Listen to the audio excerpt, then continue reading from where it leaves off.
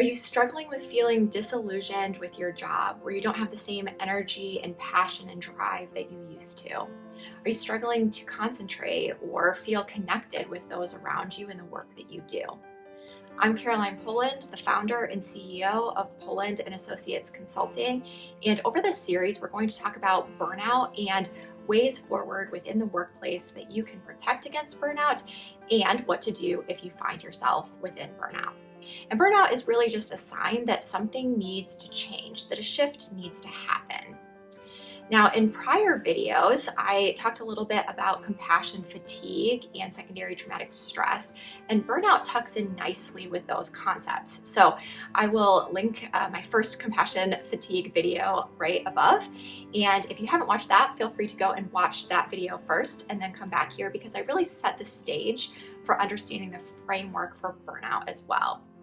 But as a reminder, burnout is just a subset of compassion fatigue. So if we go back to this compassion satisfaction and compassion fatigue model, we have compassion satisfaction over here and compassion fatigue on this side. And compassion fatigue is really made up of secondary traumatic stress and burnout. And so that's what we're going to look at today, is that leg of compassion fatigue that is burnout. And again, going back to this compassion satisfaction and compassion fatigue model, I really like using the professional quality of life measure to look further into what this looks like. And I'll link that website below. But their definition of burnout is simply, from the research perspective, burnout is associated with feelings of hopelessness and difficulties in dealing with work or doing your job effectively. These negative feelings usually have a gradual onset. They can reflect the feeling that your efforts make no difference, or they can be associated with a very high workload or a non-supportive work environment.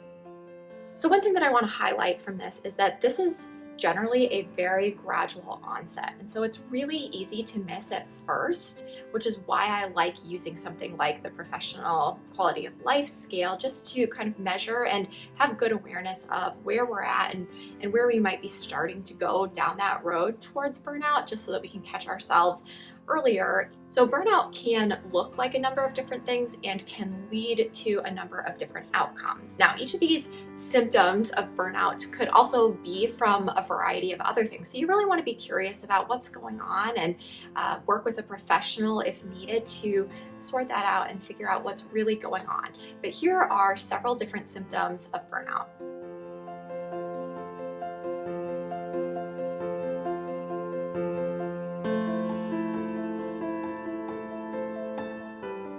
So the definition of burnout that I really gravitate to is Gentry and Barnofsky's definition, which is the chronic condition of perceived demands outweighing perceived resources.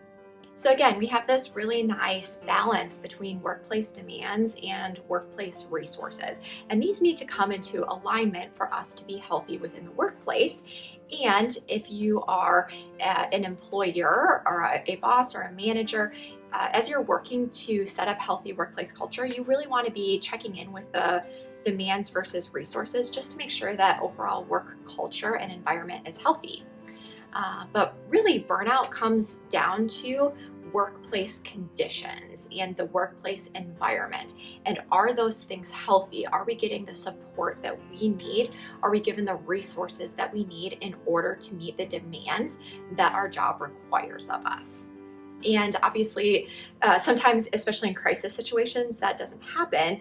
And we can handle that for a short amount of time. But again, gradually over time, we hit burnout. So we really overall want to make sure that the balance between demands and resources within the workplace align.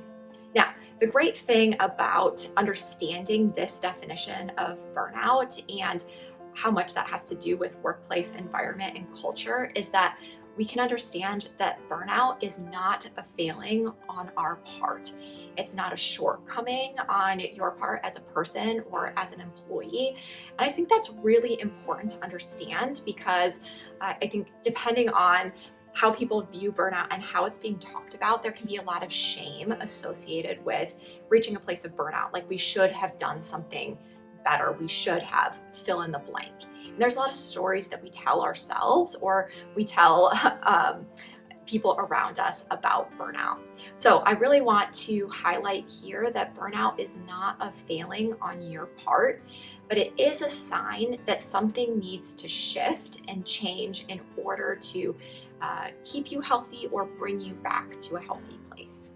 So again, these workplace demands or potentially lack of resources are not our fault. That is not something that is necessarily within our ownership.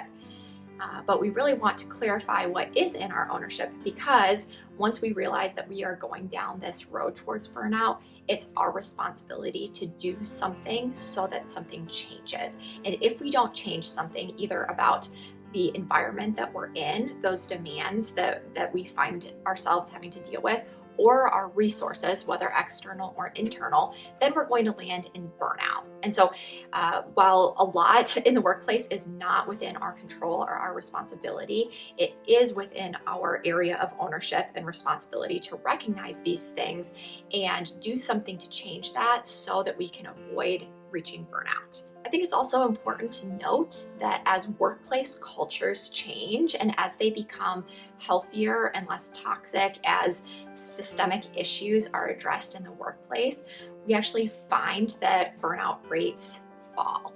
So again, I think that just in the research that's being done around burnout, again, we can see how much that goes to the overall culture and workplace and the demands of the workplace. So if you are someone, again, who is higher up within workplaces, that's something that might be within your area of ownership or control to work on creating healthier systems and healthier work cultures so that your employees' burnout rates go down, so that they have a healthier and less toxic environment to work in.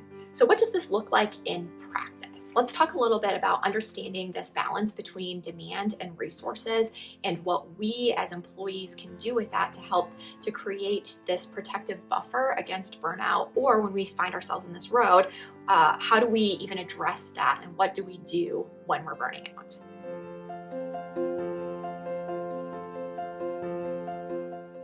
If you are in a workplace and you feel like this conversation might be really helpful in a workshop or a seminar, I work with companies on that, and I can begin to outline these things further for your particular company and help to provide a way forward so that you can experience this transformation journey for yourselves as employees and creating healthy workplaces in general.